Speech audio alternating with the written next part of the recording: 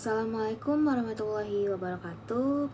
Izin memperkenalkan diri, nama saya Intan Kamila Alimsyah dengan NIM 2350191104. Di sini saya akan mempresentasikan tentang spektrofotometri UV visible. Prinsip dasar metode spektrofotometri UV visible yaitu metode analisis yang mengukur berapa banyak cahaya yang diserap oleh senyawa pada daerah ultraviolet dan visible.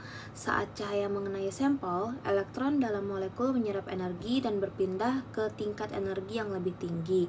Setiap molekul memiliki panjang gelombang maksimum serapan atau lambda maksimal yang berbeda. Senyawa yang dapat dianalisis. Metode ini biasanya digunakan untuk menganalisis senyawa yang memiliki gugus kromofor, yaitu kelompok dalam molekul yang mampu menyerap cahaya UV atau visible. Contohnya itu senyawa aromatik, senyawa dengan ikatan rangkap, dan serta kompleks logam. Lalu terdapat 3 jenis orbital utama yang penting dalam spektrofotometri, yaitu ada orbital sigma, ikatan tunggal tumpang tindih sepanjang internuklir. Jadi orbital sigma itu ikatan yang terbentuk dari tumpang tindih langsung antara orbital atom, misalnya itu ikatan tunggal antara karbon dan hidrogen.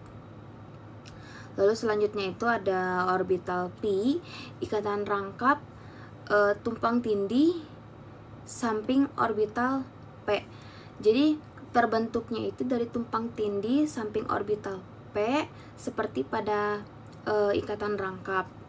Lalu ada orbital non-bonding. Jadi pasangan elektron bebas tapi tidak berikatan. Contohnya itu pasangan elektron di oksigen. Jadi dia tidak berikatan dengan elektron manapun. Lalu selanjutnya ada beberapa faktor yang menyebabkan pergeseran panjang gelombang maksimum serapan, yaitu sistem terkonjugasi. Jadi semakin panjang rantai konjugasi, lambda maksimalnya bergeser ke panjang gelombang yang lebih panjang. Lalu pelarut. Polaritas pelarut itu mengubah stabilitas elektron, jadi mempengaruhi posisi lambda maksimal. Lalu yang ketiga ada perpaduan kromofor dan ausokrom. Interaksi antar gugus ini itu mengubah energi transisi elektron sehingga lambda maksimalnya berubah. Lalu yang terakhir ada larutan elektronik. Interaksi elektron dalam larutan dapat mempengaruhi spektrum absorbansi dan pergeseran lambda maksimal.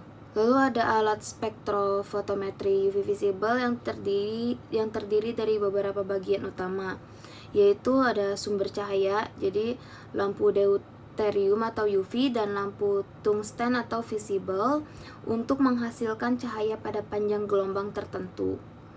Lalu ada monokromator, jadi memisahkan cahaya polikromatik menjadi panjang gelombang tunggal.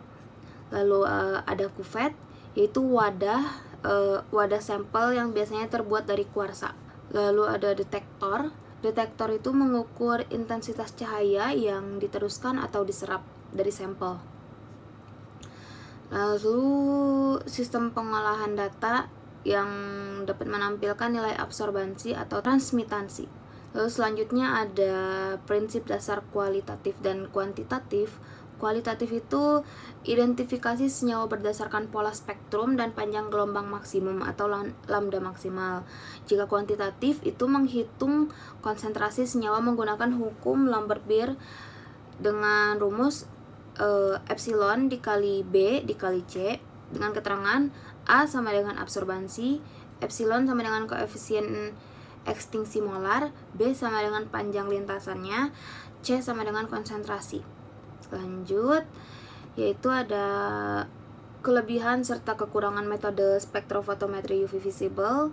Yaitu kelebihannya itu metode ini tuh sensitif, jadi dapat mendeteksi perubahan kecil dalam konsentrasi sampel, lalu mudah digunakan, prosedurnya juga sederhana dan cepat.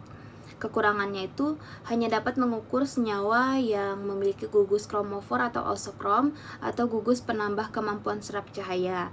Lalu yang kedua itu cocok terutama untuk sampel dalam keadaan tunggal. Jadi kalau misalkan sampelnya campuran, perlu dilakukan pemisahan terlebih dahulu atau menggunakan teknik khusus. Demikian presentasi dari saya mengenai spektrofotometri UV visible. Metode ini sangat berguna dalam analisis kimia, terutama untuk senyawa yang menyerap cahaya UV visible. Terima kasih atas perhatiannya. Mohon maaf apabila masih terdapat banyak kesalahan. Wassalamualaikum warahmatullahi wabarakatuh.